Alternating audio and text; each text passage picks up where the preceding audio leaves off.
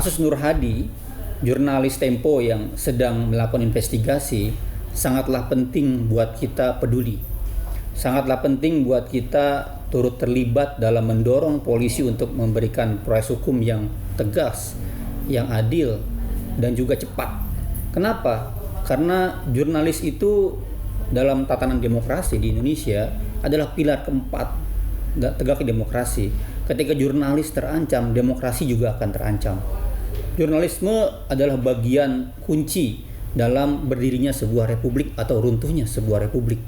Dan kita harus peduli, kenapa? Karena sejarahnya jurnalis adalah orang-orang yang bersedia, orang-orang yang kemudian berani, orang-orang yang kemudian bertanggung jawab atas tersebarnya informasi.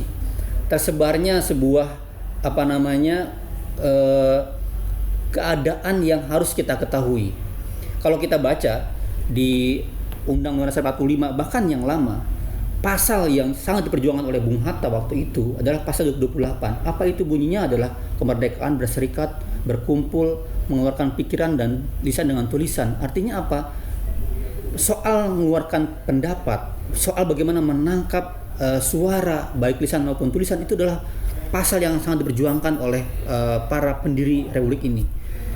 Dan itu berarti kenapa? Karena untuk kepentingan menyeimbangkan, kepentingan mengawasi kekuasaan.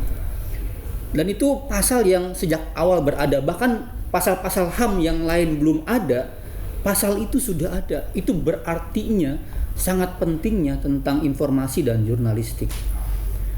Dengan jurnalis juga kita bisa mendapatkan banyak hal yang berkenaan dengan hajat hidup kita sehari-hari.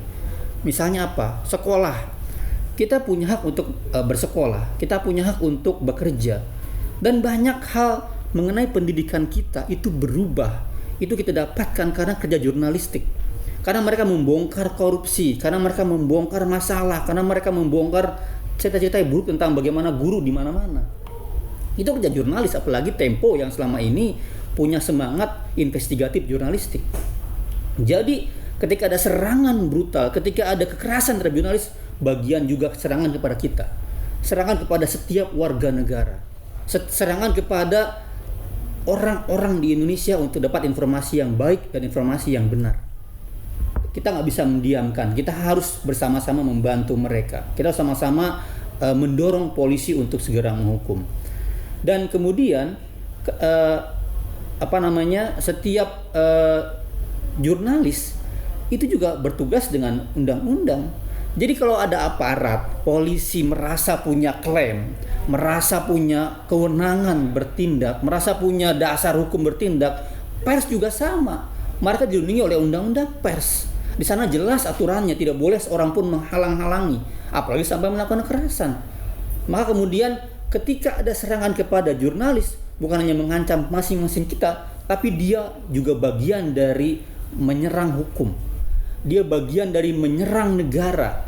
Dia bagian dari mengancam konstitusi di Indonesia. Itu artinya, jadi kenapa kita harus peduli? Karena dia mengancam kepada konstitusi, mengancam kepada fungsi hukum, mengancam kepada undang-undang. Dia menyerang entitas yang bernama hukum itu sendiri. Nah, yang ketiga adalah praktik serangan kepada jurnalis dilakukan dalam sejarahnya itu oleh pihak-pihak yang tidak mau terganggu kekuasaannya. Dimanapun ya, kalau kita ingat misalnya bagaimana Arab Saudi menyerang Jamal Khashoggi, dibantai. Pun sama, kalau kita ingat sejarah di Indonesia juga sama. Di zaman Orde Baru, banyak banget namanya Tempo, Detik itu dibredel. Kenapa? Karena mengganggu kekuasaan. Karena mengganggu orang-orang yang biasa berbuat jahat dibongkar. Nah, itu pentingnya kita kemudian menjaga ini agar jurnalis tetap berani, jurnalis tetap bersuara, ya. Dan jurnalis kalau dalam konteks hak asasi manusia itu dikategorikan sebagai human rights defender. Dia pembela hak asasi manusia, dia pejuang hak asasi manusia. Oleh karena itu, dimanapun kita berada, siapapun Anda, ya, apapun latar belakangnya, harus peduli kepada Nur Hadi, harus peduli kepada jurnalis yang melakukan tugas-tugasnya dengan baik, harus peduli kepada setiap ancaman yang menyerang jurnalis. Itu semua orang sepakat, nggak ada. Bahkan sebenarnya kalau kita baca komitmen pemerintah pun sepakat Maka di sini tantangan. Di sini adalah sebuah pertanyaan besar. Di sini sebuah sejarah. Apakah negara bertindak tegas kepada para penjahat itu? Maka itu tugas kita untuk memastikannya. Tugas kita sebagai masyarakat untuk mendorong itu. Tugas kita sebagai setiap warga negara memastikan hukum menindak tegas para penjahat itu, para pelaku penyerangan kepada Nur Hadi ini. Siapapun orangnya. Di belakangnya siapapun pejabatnya, level apapun tingginya, kita harus mendorong semua ditangkap, semua diproses, dan bukan hanya pelaku lapangannya, sampai otak di belakangnya.